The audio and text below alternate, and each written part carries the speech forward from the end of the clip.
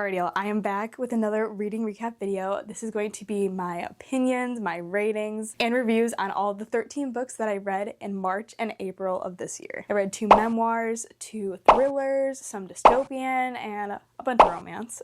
And I will say that these last 2 months have definitely been audiobook months. I mostly just listen to a lot of books, but I do have a few books that I did actually read, so let's just get straight on into it. I'll start off with the 2 memoirs that I listened to, the first one being Green Lights by Matthew McConaughey. Now, this one was very interesting. I can definitely say that he has done more by the time that he turned 18 than I will ever do in my entire life. Personally, I feel like the writing style was very different, and I just don't think that the book was for me. I did really enjoy learning about his acting and how he really just kind of stumbled into it by accident, and look at him now. I didn't write this book because obviously it's his life experience, so I don't want to put a rating on that, but overall, I felt like this book was very interesting, and if you want to hear some crazy stories, definitely recommend the audiobook. The second audiobook I listened to was I'm Glad My Mom Died by Jennette McCurdy, and wow.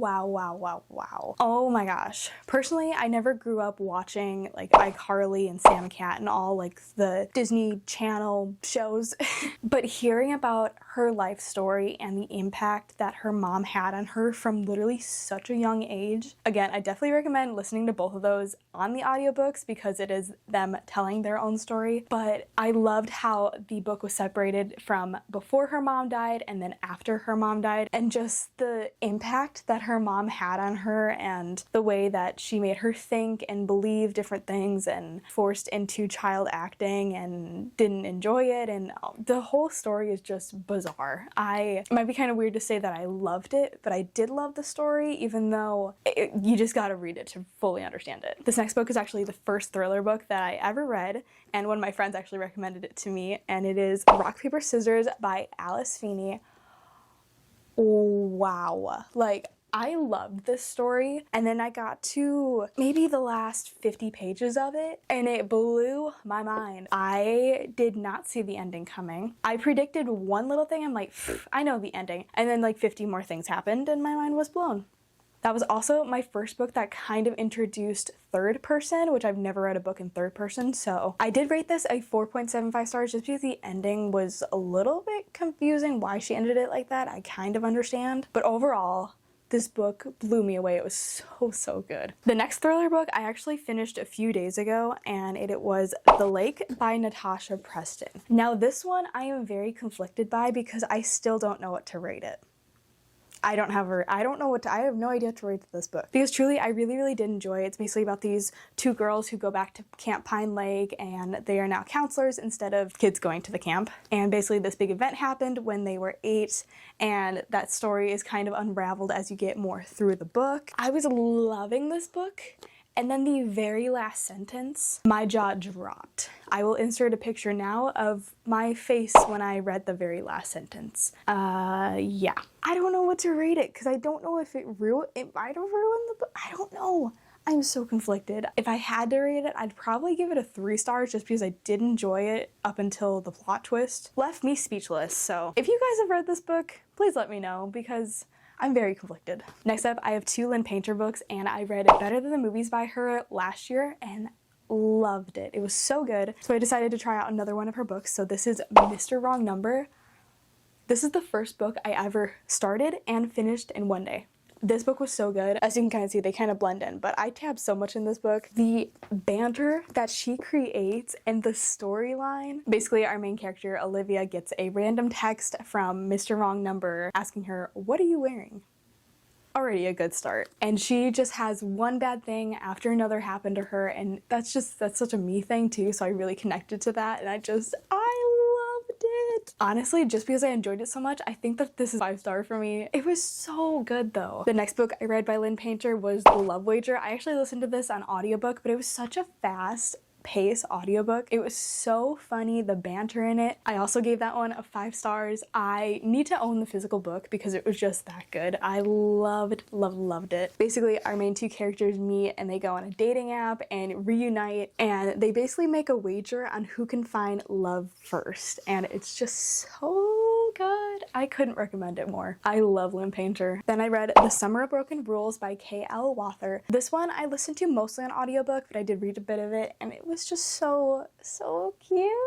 This book just gave off the most perfect summer vibes, and summer's just around the corner. It's almost here, and this book made me want summer even more. Meredith is our main character, and she's lost her sister, and it's basically her dealing with grief, but then reuniting with some of her family in Martha's Vineyard. They're all gathering for a wedding, and then they have this game of assassin is what they call it. But it was kind of like fun and like silly and happy, but it was also kind of serious at times, talking about grief. And I wound up rating this 4 stars. It's just a cute little fast-paced summer read. Overall, I enjoyed it. The next book I listened to was Terms and Conditions by Lauren Asher, which is actually the second book in the Dreamland Billionaire series. Now, I enjoyed this book so much more than the fine print. The fine print just wasn't for me, but I figured why not just continue the series and see what I think about it. And I wound up rating it a 3 stars because, like I said, I enjoyed it more, but I don't know, maybe it's just something about the writing just isn't for me. The story follows Declan and Iris, and they get married even though they don't exactly like each other, so it's kind of an enemies to lovers type trope, so I did enjoy that part of it, but again, I think it's just something with the writing. It didn't do it for me. This next book, I also need to get the physical copy because I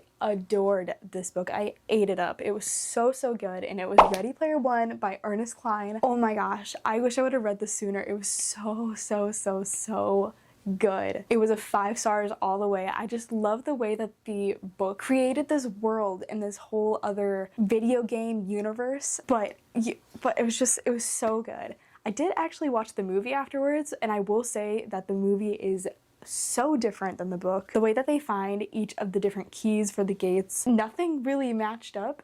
I liked the movie, but I loved the book. I did also continue it by reading Ready Player 2, and I wound up rating it a 3 stars just because I kind of feel like it was one of those books where, the first book was so good, so the author had to make a second book to go along with it. I feel like it would have been just so much better if you would have just left it as the first book, but the second book kind of continues on the story with Holiday having a new different egg, and I do think that they are making a second movie to also go along with the second book, which I will be watching. You best believe. But I could not recommend the first book more. I thoroughly enjoyed it. It was so good. And then the last 3 books that I read was the Match series. Now, I started the first book back in, I think it was 7th grade. We had to read a dystopian book, and I remember it leaving off at a cliffhanger, so I really just wanted to finish it. And here we are 6 years later. I finally finished it.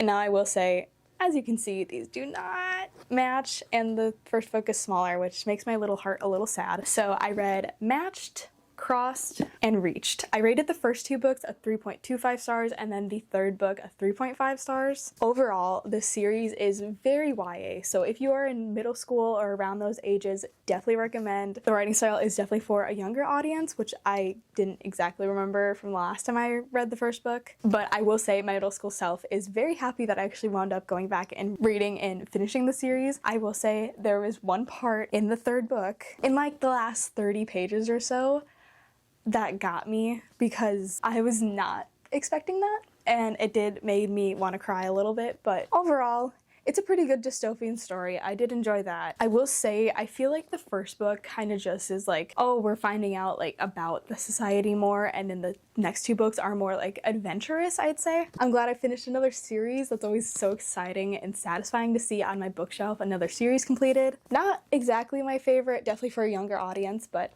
I enjoyed it. So those were all the books that I read in March and April. I hope you guys enjoyed my reviews and my ratings. Now that summer is coming up, I will finally have more time to actually sit down and read and be outside. Just something about sitting outside and enjoying the sun and being summer and reading a good romance book just sounds so amazing right now. I cannot wait. I hope you guys enjoyed this video. If you did, don't forget to like and subscribe, and I will see you guys in my next video. Bye guys.